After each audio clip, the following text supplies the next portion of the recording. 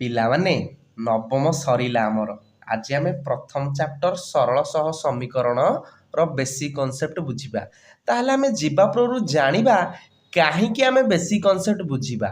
Basic concept ଆମ ପାଇଁ କାହିଁକି ମୂଲ୍ୟବାନ?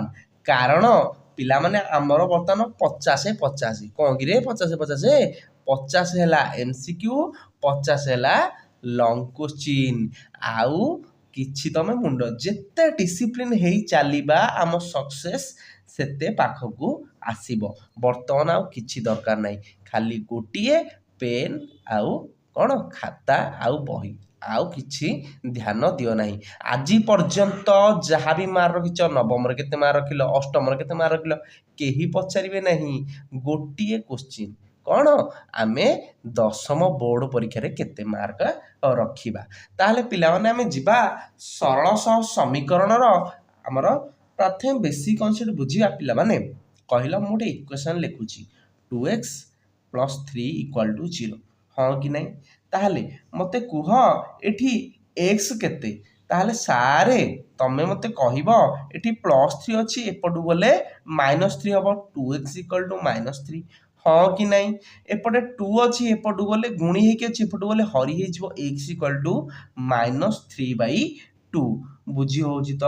ତାହେଲେ ଏଇଟା ମୁଁ କାହିଁକି କହିଲି ପିଲାମାନେ, ଏଠି ଦେଖ 2x + 3 = 0, ବୁଝି ହେଉଛି ତ? ତାହେଲେ ଏଠି ଏକ୍ସଟା ପିଲାମାନେ କ'ଣ କିରେ, ଏକ୍ସ ହେଉଛି ଅଜ୍ଞାତ ରାଶି, ଯେଉଁଟାକୁ ଆମେ ବାହାର କରିବା, ଯେଉଁଟାକୁ ଆମକୁ ଜ୍ଞାତ ନାହିଁ, ଜଣା ନାହିଁ, ତାହେଲେ ତାକୁ ଆମେ ଅଜ୍ଞାତ ରାଶି କହିବା। ବୁଝି ହେଉଛି ତ? ଏକ୍ସ କ'ଣ ଜାଣି ହେଲା।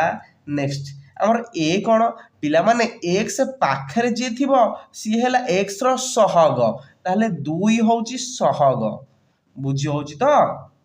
ଏଇ 3ଟା କ'ଣ କିରେ, ଏଠି ପିଲାମାନେ ଇକ୍ୱେସନଟା ନାହିଁ କି, ଏଇ ଇକ୍ୱେସନ ଅଛି ତ, x + b = 0, ତାହେଲେ x ହେଲା ଆମର ଅଜ୍ଞାତ ରାଶି, a ହେଲା ଆମର ସହଗ, ତାହେଲେ b କ'ଣ ହବ, b ହବ ଆମର ଧ୍ରୁବକ। ବୁଝି ହେଉଛି ତ?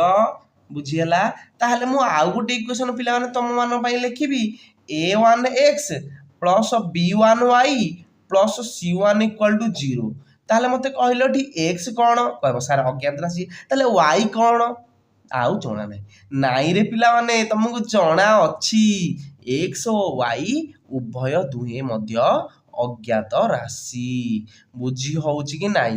ଯୋଉଠି ବି ଡାଉଟ୍ ରହୁଛି ମୋତେ କମେଣ୍ଟ ବକ୍ସରେ ଜଣେଇବ, ମୁଁ ନେକ୍ସଟ କ୍ଲାସରେ ତାକୁ କ୍ଲିୟର କରିବି। ବୁଝି ହେଲା। ତାହେଲେ ଆମକୁ x ବାହାର କରି ଆସିବ, ଆମକୁ ଜଣା ରହିଲା ଧ୍ରୁବକ କ'ଣ, ସହଗ କ'ଣ, ଅଜ୍ଞାତ ରାଶି କ'ଣ। ବର୍ତ୍ତମାନ ଆମେ ଯିବା ଜ୍ୟାମିତିକ କ'ଣ ପରିପ୍ରକାଶ। ଜ୍ୟାମିତିକ ପରିପ୍ରକାଶ କ'ଣ କିରେ ପିଲାମାନେ, ସାରେ କହିଲେ। ତାହେଲେ ଆମେ ପିଲାମାନେ ପିଲାଦିନୁ ସପ୍ତମ କ୍ଲାସରୁ ପଢ଼ି ଆସିଛେ। କ'ଣ ପଢ଼ି ଆସିଛେ କିରେ, এইটা ହେଉଛି ଆମର x ଆକ୍ସିସ୍, এইটা ହେଉଛି y ଆକ୍ସିସ୍, এইটা ଆମର x ଡ୍ୟାସ୍, এইଟା ହେଲା ଆମର y ଡ୍ୟାସ୍, ହଁ କି ନାହିଁ? ଏତିକି ବୁଝିପାରିଲ ତ? ଏତିକି ସାର୍ ଆମେ ବୁଝିପାରିଲୁ। ତାହେଲେ ପିଲାମାନେ ମୁଁ ଏଠି 2ଟା ଗାର ପକେଇବି ଏବଂ ଉଭୟ ଦୁଇଟାଙ୍କ କ'ଣ ଛେଦ କରିଥିବେ, ହେଲା। ଇଏ ହେଲା L1, ଇଏ ହେଲା L2, ହେଲା।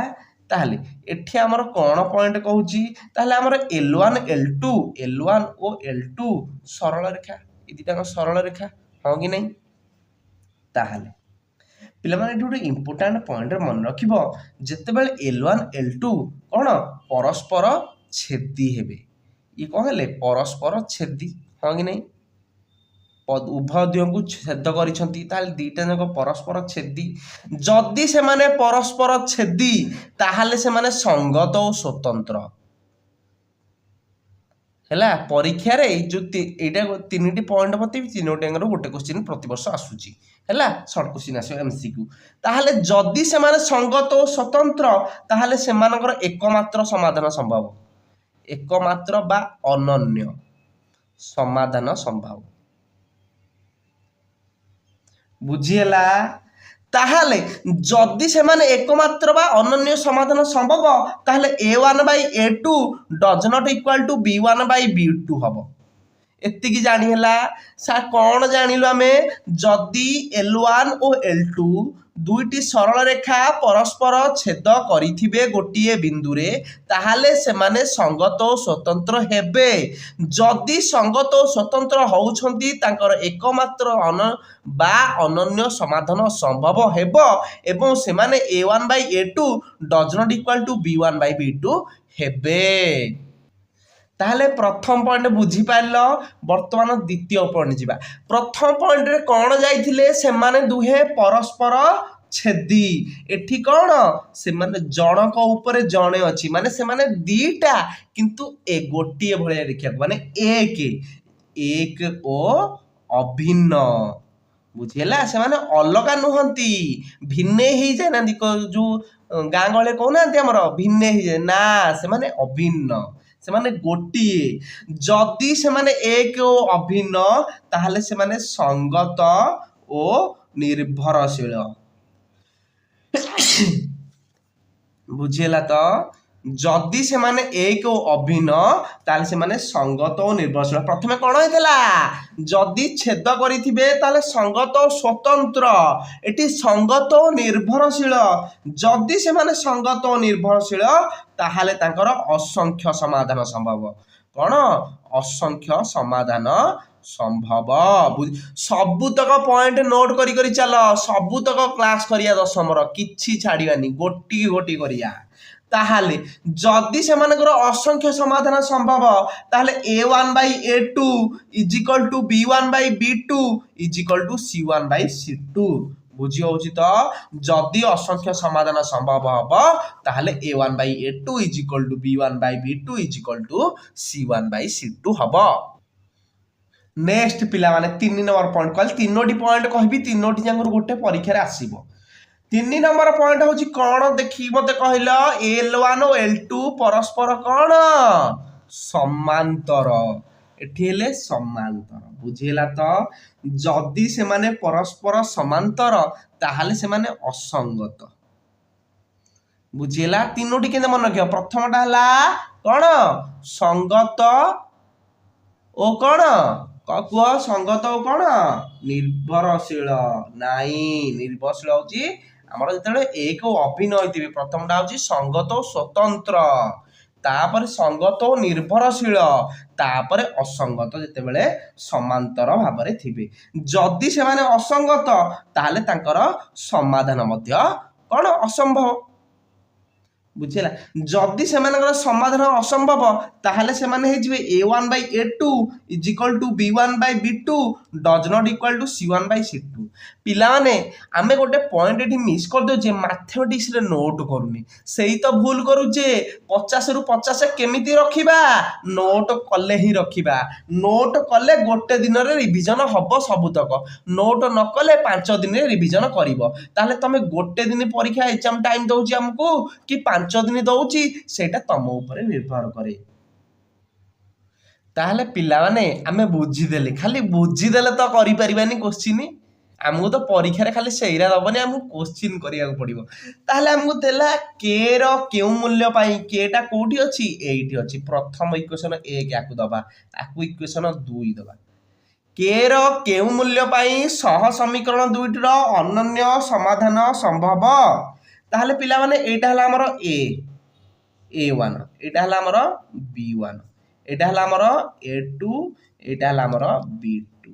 एटा हला हमर C1 एटा हला हमर C2 एति की जानि हला ताहाले मते कहिलो सी हमकु देछि अनन्य समाधान कोन फार्मूला थिला A1 by A2 does not equal to B1 by B2 टी आउ C1 C2 हमर दरकार नाही एई दुटी जंगरे खेल होई जिवो ताले A1 केते 3 A2 केते 2 does not equal to B1 केते के B2 हला 4 बुझेला एटा हला A1 A2 B1 B2 बुझेला ताले कर गुण हला 4 की 12 2 रे के गेले 2 के ताले के रो डज नॉट इक्वल टू अछि के रो वैल्यू केते 12 बाई 2 इज इक्वल टू 6 बुझेला के रो वैल्यू 6 पई भिन्न पई अनन्य समाधान संभव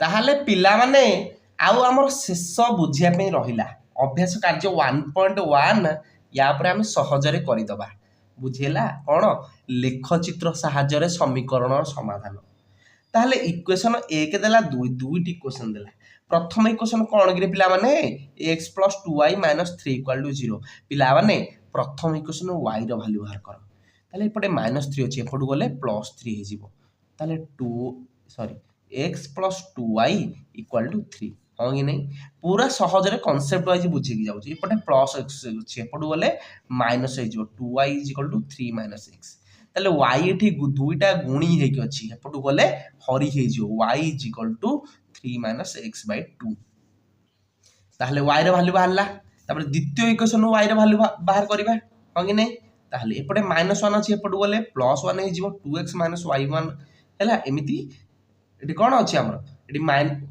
+2x अछि एपटू गले -2x अछि -y इक्वल टू 1 -2x ताहले एठी -y अछि ताकू जदी माइनस टा चेंज करदा एटा उल्टे दबा 2x -1 ताहले दुईटी जांकरू y रो वैल्यू बाहर पिल लागला रे बतरा हम ओटे टेबल करिया छोटो टेबल करिवा हैला एठी x नबा एठी y नबा देखो केन होछि तमे x जगह रे पिला माने दुनिया रो जे कोनोसी वैल्यू पुट कर परियो बुझियोस तो दुनिया रो जे कोनोसी वैल्यू ताहले मु एठी पिला माने 3 पुट करिवि 3 माइनस 3 बाय 2 3 माइनस 3 हिला 0 ताहले 0 बाय 2 मध्ये 0 ताहले 3 पुट कले हमर 0 बाहरियो 1 पुट कले 3 माइनस 1 बाय 2 ताहले 2 बाय 2 इक्वल टू 1 ताहले 1 पुट कले मध्ये 1 बाहला बुझियला एई समीकरण समिति करिवा x y बुझियला x जगह 1 पुट करो 2 into 1 माइनस 1 ताहले 2 माइनस 1 इक्वल टू 1 पुट कले 1 ताहले 2 पुट करो 2 into 2 minus 1 4 minus 1 equal to 3 ताहले 2 पुट कले 3 एत्ते की मोर पर बुझी पाइला तो वायर ताऊ किछि पाठ नाही सरी गला पाठ हैला तमे माने थरो माने एई 1.1 रो दशम बोर्ड परीक्षा रे जहा भी क्वेश्चन आसीबो जति न करि पारिबो ताहले ए वीडियो देख नाही कि सब्सक्राइब कर नाही जदि भलो लागिला सब्सक्राइब कर हैला मु कहूची ग्यारंटी दे कि परीक्षा रे सब तो क्वेश्चन लेखिबो बोर्ड परीक्षा रे जहा भी आसीला ताहले पिला माने मते कहिलो प्रथमे केते थिला 3 रे 0 x एक्सिस जते बेले 3 y रो वैल्यू जते बेले 0 हैला ताहले एई जगहटा हम रहिला कारण 0 टा एठी सीधा रे ही अछि ताहले 3 रे एडा ला हमर 3 0 हैला तापर कोन तापर हमर को बारथिला 1 1 ताहले एपटे 1 एपटे मध्ये 1 मझिल रहिला बुझिला तापर एठी मध्ये 1 1 एठी दीटा वैल्यू जॉइंट हैला तापर 2 3 x एक्सिस 2 y रो वैल्यू 3 बुझिला ये मध्ये एठी जॉइंट हेछि प्रथम इक्वेशन रु सेकंड इक्वेशन 2 3 मध्ये एठी जॉइंट हेछि बतन गार टाणी दियो एठी मध्ये गार टाणी दियो बुझिला ये हला 1 1 ये हला हमर L1 सरल रेखा ये हला हमर L2 सरल रेखा ताहले x y रो वैल्यू केते हे गला हमर केते जगह रे छेद करिछि 1 1 जगह रे हमर छेद करिछि वर्तमान कांसेप्ट क्लियर हैला।